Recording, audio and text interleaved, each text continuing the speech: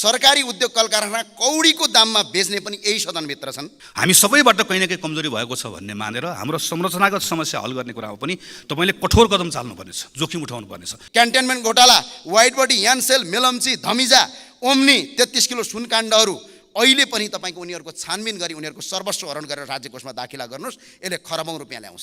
संलग्न जोसुकै होस्, जुनसुकै दलको होस्, जुनसुकै तहको होस्, ओहदाको होस्, कारबाहीको दायरामा आउनै पर्छ। बजारको हल्लाले अनुसन्धान प्रभावित नहोस्, तर कुनै भेटघाटले पनि प्रभावित नहोस्, कुनै दबावले प्रभावित नहोस्, कुनै पनि कुराको कुनै प्रभावले कहीँबाट प्रभावित नहोस्। जनप्रतिनिधि र कर्मचारी र बिचौलियालाई तपाईको पाल्नका लागि नागरिकले कर तिर्ने, त्यही भएर नागरिकले कर तिर्दैनन्। शिक्षामा निशुल्क र गुणस्तरीय छैन, स्वास्थ्य निशुल्क छैन, न्याय निशुल्क छैन, खानेपानी निशुल्क छैन, बिजुली निशुल्क छैन, रोजगारी निशुल्क छैन, सडकमा गुणस्तरीय छैन। दोषी छ भने नेता होस् कि नाता होस्, एउटा पनि नछुटोस्। यो प्रकरणमा सरकारले डरसँग खुट्टा टेक्यो भने योभन्दा अगाडि उसले सुशासनको नारा लगाउन सक्छ। तपाईको फिल्म चल्छ, हाउसफुल हुन्छ, नभए हल खाली हुन्छ। शासनमा आधारित रहेर भ्रष्टाचारमा शून्य सहनशीलता, त्यसको आधारमा सुशासन प्रत्याभूत गर्ने भनेर भन्नुभएको छ, प्रशंसनीय छ। नक्कली भुटानी शरणार्थीको प्रकरण यस्तो बेलामा आएको छ कि सरकारले यसलाई कसरी डिल गर्छ योभन्दा यसैले अब बाँकी रहेको कुरा निर्धारण गर्छ। अहिलेसम्म जे भएको छ म सरकारको प्रशंसा गर्छु। प्रधानमन्त्रीलाई, गृहमन्त्रीलाई यो सन्दर्भमा मेरो तर्फबाट हार्दिक बधाई छ। सम्माननीय सभामुख महोदय र माननीय सदस्यज्यूहरू, हामीले यो 34 वर्षको संसदीय इतिहासमा हाम्रा अधिकांश अर्थमन्त्रीहरू अमेरिका र युरोप पढेका, अमेरिका र युरोप चाहिँ बुझेका, तर हाम्रो मौलिक भूगोल नपढेका नबुझेका। त्यसैले होला धान खेती र आलु खेतीमा कति पानी चाहिन्छ भन्ने कुरा पनि ज्ञान नभएका। तर नेपालीलाई परनिर्भर बनाउने र नेपालीलाई अहिलेसम्म दास बनाउने एनजिओ र आइएनजिओको चाहिँ राम्रै ज्ञान भएका, अल्फ्रेड मार्शलको थ्योरीको सैद्धान्तिक ज्ञान भएका, तर व्यावहारिक ज्ञान नभएका, स्वदेशी उद्योग बन्द गराएर ठुलै क्रान्ति भई युवाहरूलाई खाडी बेच्न राम्रै ज्ञान भएका, दाल र भातको स्वादको राम्रै ज्ञान भएका, दाल र भातको स्वादको ज्ञान बिर्सेका, तर म्याकडोनल्ड र केएफसीको स्वाद लिन थालेका, स्वदेशी भन्दा विदेशी सामान मन पराउने अर्थमन्त्रीका कारण आज यो देश 34 वर्षदेखि अर्थतन्त्र ओह्रालोमा छ, मुलुकको बजेट घाटामा छ। यो विनियोजन विधेयक 2080 को सिद्धान्त र प्राथमिकता मैले मजासँग पढेँ। सम्माननीय सभामुख महोदय, यो झ्याउगिरीको जीवन कथा जस्तो लाग्यो। झ्याउगिरीले प्याँ गर्छ पेट पाल्नका लागि, 3 महिनाका लागि मात्रै बाँच्छ। झ्याउगिरीको जीवन कथा जस्तो, च्याट जीपीटी जस्तो सरर लेखेको, 500 देखि 1000 रुपैयाँमा बजारमा छ्यापछ्यापी किन्न पाइने डिग्रीको थेसिस जस्तो जस्ट कपी एन्ड पेस्ट मलाई लाग्यो। त्यो भए हुनाले यस्ता सिद्धान्त बनाउँदाखेरि मान्छे बसेर विज्ञ बसेर छलफलका आधारमा लेखियोस्। र अर्को सम्माननीय सभामुख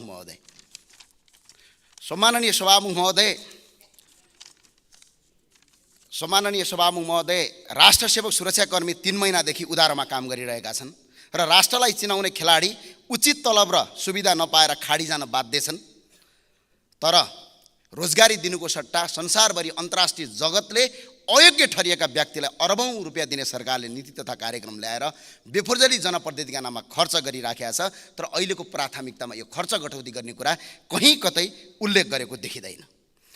निजी क्षेत्रले यो देशमा कर तिर्ने, उद्यमशीलतालाई रोजगारी सिर्जना गर्ने, तर उद्योग व्यवसायीलाई सामान्ती भन्नेहरू यही सदनभित्र छन्। सामान्ती भन्नेहरू नव उद्धारवादको नारा दिँदै सरकारी उद्योग कल कारखाना कौडीको दाममा बेच्ने पनि यही सदनभित्र छन्। र यो सिद्धान्त र प्राथमिकता तयार गर्नेहरू यी दुवै प्रकृतिका व्यक्तिहरू हुन्। त्यसैले निजी क्षेत्रले तपाईहरूलाई कसरी विश्वास गर्ने कुनै आधार छैन।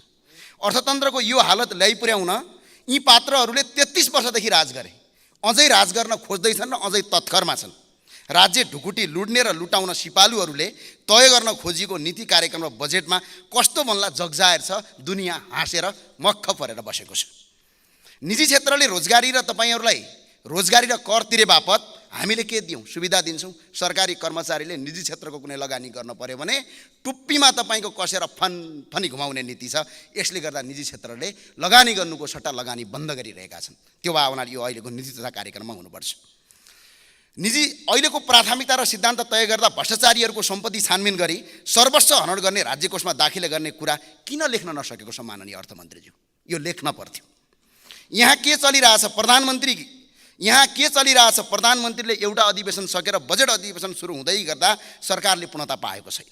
कर्मचारीहरू र सरकारी निकायका मानिसहरू मन्त्रीलाई के भन्छन्? यो आज 1 दिने सरकार 2 दिने सरकार, त्यो भएर यसो आयु नभएको सरकारले केही पनि गर्न सकिँदैन भनेर केही पनि काम गर्दैनन् र अर्थमन्त्रीले भनेको कुरा कता कता सुन्न आउँछ। गभर्नरले दाहिने कानले सुनेर बायाँ कानले उडाएर पछाडिदिन्छन्। यो सरकारले विश्वासको मत कहिले लिने हो? छिटो लगिहालौँ, स्थायीको सरकार बनाऊँ, त्यसपछि मात्र मुलुक कायापलट गर्न सकिन्छ भन्ने कुरा मलाई लाग्छ। र सम्माननीय सभामुख महोदय, हामी विदेशका कम्पनीका गाडी, मोबाइल र फ्रिज बेचेर धनी हुँदैनौँ। हामीले जलस्रोत, कृषि र पर्यटन, जडीबुटी उत्पादन बेचेर धनी हुने हो। यहाँ काठ बेच्न नपाइने, जडीबुटी बेच्न नपाइने, खनिज बेच्न नपाइने, नेपालमा उत्पादन भएका मदिरा बेच्न नपाइने कानुन छ। किसानले मल पाउँदैन, किसानका उत्पादन बेच्न नपाइने, तर विदेशबाट आएका गरेका अरबौँको तरकारी र अरबौँ रुपियाँ विदेश जान पाउने यो देशमा नीति छ। प्राकृतिक अनुकूल प्रयोग गर्न नपाउने, प्राकृतिक स्रोतलाई प्राकृतिक अनुकूल प्रयोग गर्न नपाउने कानुन छ। अनि मुलुक चाहिँ कसरी समृद्धिको बाटोमा जान्छ? जुम्लाको स्याउले करिब 6 अर्ब, कर्णालीको जडीबुटीले करिब 34 अर्ब र तराईको काठले करिब 18 अर्ब चीन, भारत र मलेसिया जाने राज्य कोष बचाउन सक्छ र लाखौँको रोजगारी सिर्जना हुन्छ। अर्थमन्त्रीको सिद्धान्त र प्राथमिकता यतातिर हुनुपर्छ, कता कता तपाईँको कपी एन्ड पेस्टतिर होइन कि यतातिर हुनुपर्छ भन्ने म ध्यान आकर्षण गराउन चाहन्छु। अधिकांश नागरिकले वार्षिक प्रत्यक्ष र अप्रत्यक्ष गरी करिब लाखौँ रुपियाँ कर तिर्छन्, तर कर तिरे राज्य कोषमा दाखिला हुनुको सट्टा कर्मचारी र बिचौलियाको खल्तीमा दाखिला हुन्छ। त्यसैले सम्माननीय अर्थमन्त्रीज्यूलाई मेरो अनुरोध छ, भ्याटदेखि भन्सार करसम्म डिजिटल कर प्रणाली लागू गर्नुहोस्। त्यो सिद्धान्त र प्राथमिकता राख्नुहोस्। कर दर नबढाई खरबौँ रुपियाँ राज्य कोषमा दाखिला हुन्छ। त्यसले विदेशी ऋण लिनु पर्दैन, स्वदेशमै हामीले पैसा जति पनि कमाउन सक्छौँ। शिक्षामा निशुल्क र गुणस्तरीय छैन, स्वास्थ्य निशुल्क छैन, न्याय निशुल्क छैन, खानेपानी निशुल्क छैन, बिजुली निशुल्क छैन, रोजगारी निशुल्क छैन, सडकमा गुणस्तरीय छैन। अनि नागरिकले कर चाहिँ केका लागि तिर्ने? जनप्रतिनिधि र कर्मचारी र बिचौलियालाई तपाईँको पाल्नका लागि नागरिकले कर तिर्ने, त्यही भएर नागरिकले कर तिर्दैनन्। त्यसैले सम्माननीय अर्थमन्त्रीजीलाई मेरो अनुरोध छ, करको दायरा बढाएर नागरिकलाई शास्ति दिने होइन, तर नागरिकले कर तिरे बापत सुविधा के पाउने, के सुविधा दिने कुरामा अर्थमन्त्रीज्यूको नीति तथा सिद्धान्त प्राथमिकता हुनुपर्छ भन्ने कुरा मलाई लाग्छ। त्यही भएर सम्माननीय अर्थमन्त्रीज्यू र यहाँ उपस्थित सबैलाई म अनुरोध के भन्न चाहन्छु भने, बजेट विनियोजन हुन्छ बडा गजबको आधारमा हुन्छ, जनसङ्ख्याका आधारमा। काठमाडौँमा 1 करोडमा हुने काम जुम्लामा 1 अर्बमा हुँदैन। अनि त्यही भएर बजेट विनियोजन गर्दाखेरि जहिले पनि जनसङ्ख्याका आधारमा होइन, भौगोलिक र विकटताका आधारमा विनियोजन गर्नुपर्छ। जुम्लाको एउटा सडक बनाउँदाखेरि 1 अर्ब रुपियाँ लाग्छ भने काठमाडौँको एउटा सडक बनाउँदा 10 करोडमा बनाउन सकिन्छ। तराईमा त्यही सडक कति लाग्छ, हिमालमा कति लाग्छ, त्यो भए हुनाले बजेट बनाउँदाखेरि जहिले पनि बजेट बनाउँदाखेरि प्राथमिकता राख्नुपर्छ। विदेशमा अल्पत्र परेका नागरिकको बारेमा यहाँ कहीँ कतै छैन। अहिले पनि कसैको घर आगलागी भयो भने सिडिओले दिने 50,000 हो। पहिला के हुन्थ्यो भने, काहीँ पहाडी पहिरो आयो भने आफ्नो तराईमा, पहाडमा बाढी पहिरो आयो भने तराईमा गएर त्यही बराबरको जग्गा नापेर दिने चलन थियो। तर अहिले बाढी पीडितहरू, कोशीका बाढी पीडितहरू, कर्णालीका बाढी पीडितहरू र सुर्खेतको भेरीका बाढी पीडितहरू आज पनि तपाईँको सडकमा बस्न बाध्य छन्। सिडिओले 50,000 भन्दा बढी दिँदैन, कानुन छैन, नीति छैन। सधैँ तपाईँको सडकमै सुकुम्बासी हुने प्रचलन छ। तर अर्थमन्त्रीज्यूले अहिले विदेशमा अल्पत्र परेका नागरिक र प्राकृतिक विपद व्यवस्थापनका लागि, विपदमा परेका नागरिकको उद्धारका लागि नीति तथा कार्यक्रम र यो प्राथमिकता सिद्धान्तमा मैले कहीँ कतै देखिनँ। त्यो भएर यो कुरा राख्न हार्दिक अनुरोध अपिल गर्न चाहन्छु। र अर्थतन्त्रलाई कसरी बढाउने, विदेशीको ऋण नलगेर भन्ने कुरा पनि होला। यसका कारण छन्, पञ्चायत कालदेखि अहिलेसम्मका उच्च ओहदामा बसेका सार्वजनिक व्यक्तिहरूको सम्पत्ति हरण गरेर राज्य कोषमा दाखिला गर्नुहोस्, खरबौँ रुपियाँ यहीँ आउँछ, अन्त कहीँ पनि जानु पर्दैन। अख्तियारमा रहेका अहिले पनि क्यान्टनमेन्ट घोटाला, white body, यानसेल, Melamchi, धमिजा, Omni, 33 kilo सुनकाण्डहरू अहिले पनि तपाईँको उनीहरूको छानबिन गरी उनीहरूको सर्वस्व हरण गरेर राज्य कोषमा दाखिला गर्नुहोस्, यसले खरबौँ रुपियाँ ल्याउँछ। अहिलेसम्मको बेरुजो 5 खर्ब 87 अर्ब 33 करोड बेरुजो छ, यसलाई दाखिला गरौँ, यसबाट तपाईँको खरबौँ रुपियाँ नेपालमा भित्रिन्छ। प्रदेशका नाममा अहिले 5 वर्षमा करिब एकैछिन सम्मानज्यू 16 खर्ब, 1 मिनट मात्रै, 16 खर्ब 16 खर्ब रुपियाँ खर्च भएको छ। यो प्रदेश खारेज गरेर 16 खर्ब राज्यमा 7वटा तपाईँको उद्योग खुलौँ, मुलुक सही बाटोमा जान्छ। नेपालमा वैदिक सनातन हिन्दू सहितको तपाईँको राष्ट्र घोषणा गरौँ, बुद्ध हिन्दू किराँत सहितको तपाईँको धार्मिक पर्यटक भित्रायौँ भने देशमा खरबौँ आम्दानी हुन्छ। त्यही भएर सम्माननीय अर्थमन्त्रीज्यू सबै माननीयज्यूलाई सुनको कचौरा हातमा लगेर विदेशीका अगाडि भिख नमाग्नुहोस्। सुनलाई सुन भनेर चिनाउँ, नुनलाई नुन भनेर चिनाउँ। यो देश समृद्ध गर्ने बाटो यही देशको स्रोत र साधनलाई प्रयोग गरौँ। हस्, धन्यवाद। जय राष्ट्रवाद, जय नेपाल। सम्माननीय सभामुख महोदय, आज 27 गते हामी विनियोजन विधेयकको सिद्धान्त र प्राथमिकतामा छलफल गरिरहेका छौँ। छलफल सकिएपछि आज हामी संसदको तर्फबाट अर्थ मन्त्रालय, मन्त्री परिषद, योजना आयोगलाई यहाँको एउटा प्रतिवेदन पठाउँछौँ। सिद्धान्त त यो प्रतिवेदनमा आधारित भएर विनियोजन विधेयक बनाउनुपर्छ, तर के हामी यसरी बनाउन सक्छौँ?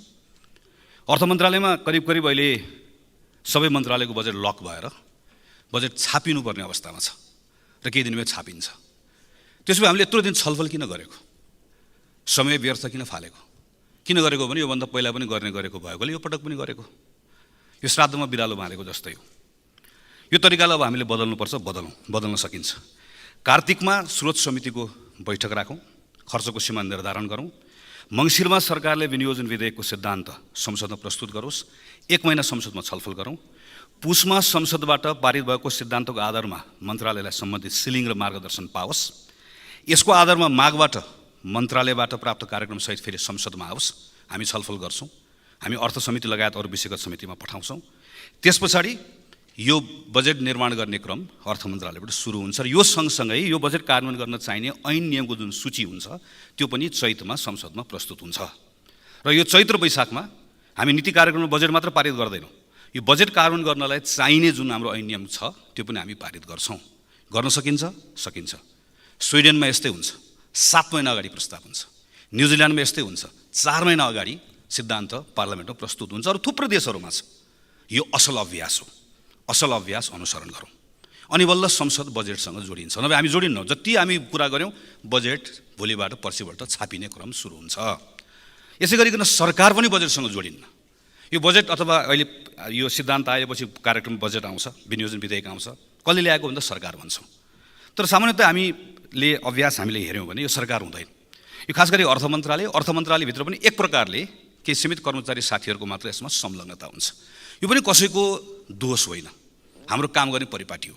जस्तो उदाहरणको लागि सम्माननीय प्रधानमन्त्रीले अस्ति कार्यक्रममा मैले बोलेको सुने, उहाँले भन्नुभयो यो पटक कृषिमा आधारित उद्योगलाई म प्राथमिकता दिन्छु। एक पटक प्रधानमन्त्री, कृषि मन्त्री र फाइनेन्स मिनिस्टर 3 जना गएको 5-6 महिना जति समय भयो, कुनै एक दिन कुनै एक ठाउँमा 1 घण्टा 2 घण्टा कृषि मन्त्री, प्रधानमन्त्री र अर्थमन्त्री बस्नुभएको छैन। कुनै पनि मन्त्रालयमा यसरी बसिन्न। यो अभ्यास छैन। हामीको अभ्यास के छ? योजना आयोगले सिलिङ दिन्छ, मन्त्रालयले काम गर्छ र सामान्यतः मन्त्रीहरूको इन्भल्भमेन्ट पनि कि एउटा दुईवटा कार्यक्रम भन्दा बाहेक अरूमा हुँदैन। त्यसैले अघिकै कार्यतालिकामा एकवटा राखेर हेरौँ। माघ महिना यस्तो महिना हुन सक्छ जुन महिनामा महिना 30 दिनलाई बाँडेर प्रत्येक हप्ताको 2 दिन एउटा मन्त्रालयलाई 2 दिन समय छुट्याएर प्रधानमन्त्री, अर्थमन्त्री, त्यसको टिम र विषयगत मन्त्रालयको मन्त्री के को लागि अर्को वर्षको बजेटमा कुन कार्यक्रम गर्ने, कसरी गर्ने भनेर 2 दिन लगातार छलफल गर्ने परिपाटी ऐनकै व्यवस्था गर्न सकिन्छ। अनि बल्ल यो जोडिन्छ।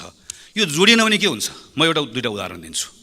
2071-72 सालको बजेट बनाउने बेलामा तत्कालीन प्रधानमन्त्री स्वर्गीय सुशील कोइरालालाई भेटेर उहाँले भनिदिएर तत्कालीन अर्थमन्त्री डाक्टर रामशरण महतलाई कार्यालयमा गएर भेटेर मैले मेरो टिमले अध्ययन गरेको नेपालमा खास गरी स्टार्टअपहरूलाई मद्दत गर्नको लागि एउटा कोष कसरी बनाउन सकिन्छ भनेर एउटा सानो डकुमेन्ट मैले प्रस्तुत गरेको थिएँ। त्यो डकुमेन्टको आधारमा बजेटमा आयो। नवीन विचार भएको तर लगानी योग्य पुँजी स्रोत नभएको साना र मझौला व्यवसायी, मध्यम व्यवसायी, आविष्कारकर्तालाई सुरु पुँजी उपलब्ध गराउनको लागि स्टार्टअप फन्ड बनाउने र 50 करोड रुपियाँ बिउ पुँजी राख्ने र एनआरएलले पनि थप्ने। यो कहिले गयो? 71-72 को। मान्य अर्थमन्त्रीजी, यो अहिले 80 मा पुग्यौँ हामी। प्रत्येक वर्ष बजेटमा पर्छ यो वर्ष पनि पर्छ, तर यसको 1 रुपियाँ पनि खर्च भएको छैन। कुन मन्त्रालयले कार्यविधि बनाउने, अर्थले बनाउने कि योजनाले बनाउने कि उद्योगले बनाउने भन्दा 10 वर्ष गयो। किन? अनरसिप छैन। अघि मैले भनेको जस्तो न संसद जोडिन पाउँछ न यसमा मन्त्री जोडिन्छ। गएको वर्ष मैले र मेरो टिमले गरेर सम्माननीय सभाको महोदय प्रधानमन्त्री नेपाली उत्पादन उद्योग प्रवर्धन कार्यक्रम भनेर यो डकुमेन्ट मैले बनाएको, मेरो टिमले बनाएको। यो डकुमेन्ट बनाएर म उद्योग मन्त्री कहाँ गएँ, अर्थमन्त्री कहाँ गएँ। हामीले भेट्यौँ, प्रधानमन्त्रीलाई पनि भेट्यौँ। यसको आधारमा यो कार्यक्रममा पर्यो। यो कार्यक्रममा परेर त्यो कार्यक्रमलाई के भन्यो, प्रधानमन्त्री राष्ट्रिय उत्पादन प्रवर्धन कार्यक्रम भनेर भनियो। 3 अरब 45 करोड छुट्याउने भनेर यहाँ मन्त्रीजीले पढ्नुभयो। पछि 50 करोड मात्र छुट्याइयो। गएको वर्ष यसमा 6वटा सेक्टर छ, कन्स्ट्रक्सन, टेक्सटाइल, फुटवेयर, जहाँ हामी धेरैले उत्पादन बढाउनु पर्यो, आयात प्रतिस्थापन गर्नु पर्यो भनेर भन्छौँ। त्यसको विस्तृत प्रोग्राम हो यो। मन्त्रालय सरकारले अन गर्यो, पैसा पनि छुट्यायो। 1 रुपियाँ पैसा खर्च भएन। किन? 4 पटक कसले कार्यविधि बनाउने भन्ने कुराको झगडा, कार्यविधि अल्मलिएर 1 रुपियाँ पैसा खर्च नभइकन यो कार्यक्रम सकियो।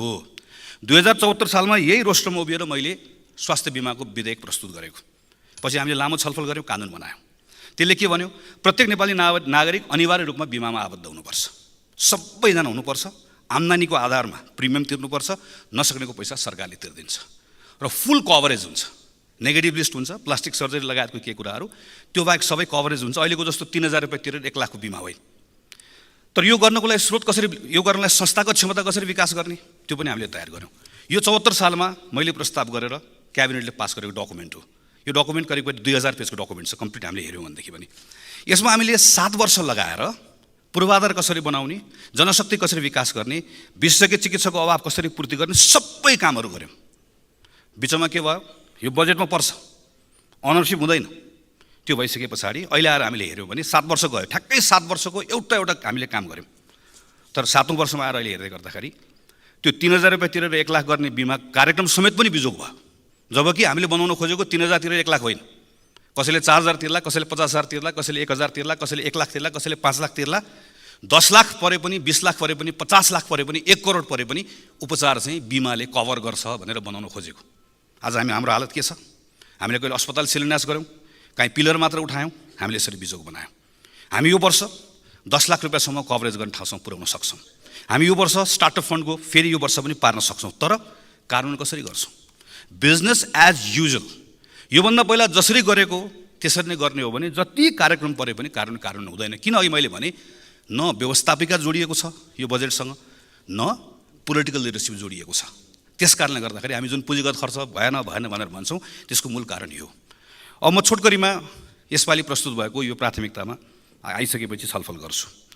सुशासनमा आधारित रहेर भ्रष्टाचारमा शून्य सहनशीलता, त्यसको आधारमा सुशासन प्रत्याभूत गर्ने भनेर भन्नुभएको छ, प्रशंसनीय छ।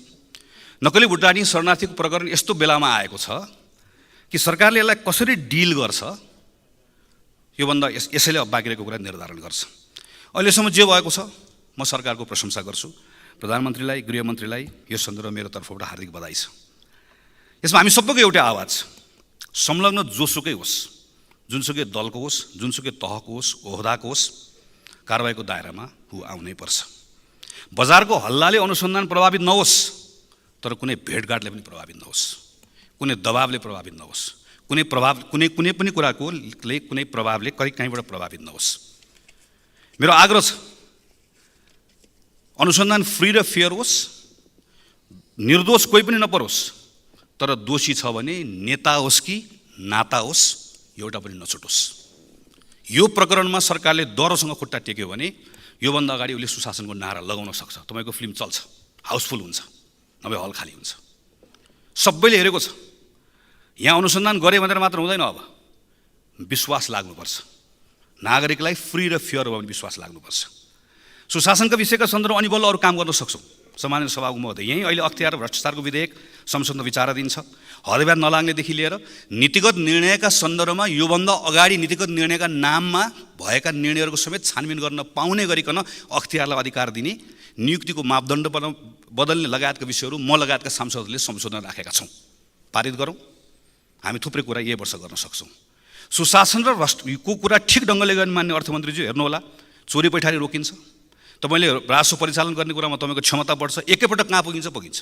तर यसमा पनि आँट गर्नुपर्छ। हेर्नुहोस्, अर्थ मन्त्रालयको मात्र कुरा होइन। मैले भर्खर पढेँ, केही थाहा पाएँ, गृह मन्त्रालयकै सचिव भीष्म कुमार भुषालको संयोजकत्वमा समिति गठन भएको छ, जसले खास गरी चुनावको बेलामा राजनीतिक संरक्षणका कारणले गर्दा राजस्व चुहावट भएको भन्ने प्रतिवेदन प्रधानमन्त्रीलाई बुझाएको छ। पूर्व मुख्य सचिव लीलामणि पौडेलको संयोजकत्वबाट प्रतिवेदन बुझाइएको छ। त्यो प्रतिवेदन सार्वजनिक गरियोस्, त्यो प्रतिवेदनका आधारमा पनि छानबिन गरियोस्, दोषीलाई कारबाही गरियोस्, अनि अर्को वर्ष बल्ल सरकारले आँट गर्न सक्छ। इक्विलिब्रियम एकदमै ध्यान दिनुपर्ने छ मान्य अर्थमन्त्रीज्यू। हामीले पहिला फरेन करेन्सीको रिजर्भको कुरा मात्र हेऱ्यौँ। हेर्दै गर्दा हामी एकैपल्ट हाम्रो आयातमा कति ठुलो धक्का पर्यो र अहिले हाम्रो सार्वजनिक वित्त खलबलिएको अवस्था छ। तपाईँले अस्ति भन्नुभयो मोनिटरी पोलिसीका सन्दर्भमा अलिक खुलो हुनुपर्छ भन्दै गरेर राष्ट्र ब्याङ्क र IMFको रेस्पोन्सहरू हामीले पढिरहेका छौँ। अप्ठ्यारो छ, हामी बुझ्छौँ, तर अप्ठ्यारोको बिचमा सन्तुलन कसरी ल्याउने त्यो ढङ्गले काम गर्नुपर्नेछ। प्राइभेट सेक्टरले विश्वास गुमाएको छ। हामीले अङ्क बताएर मात्र हुन्न, पसलहरू खाली भएका छन्, उधारो उठेको छैन, बजारले विश्वास गुमाएको छ, व्यापार सुकेको छ, भाडा तिर्न सकेको छैन। विश्वास कसरी दिलाउनुहुन्छ? यो सेन्ट्रल गभर्मेन्टको बजेट होइन, यो फेडरल नेपालको बजेट हो। तपाईँले यहाँ ल्याउने बजेटले तल्लो तहको खास गरी स्थानीय सरकार र प्रदेश सरकारलाई उत्प्रेरित पनि गर्नुपर्छ, कतिपय ठाउँमा रोक्नु पनि पर्छ।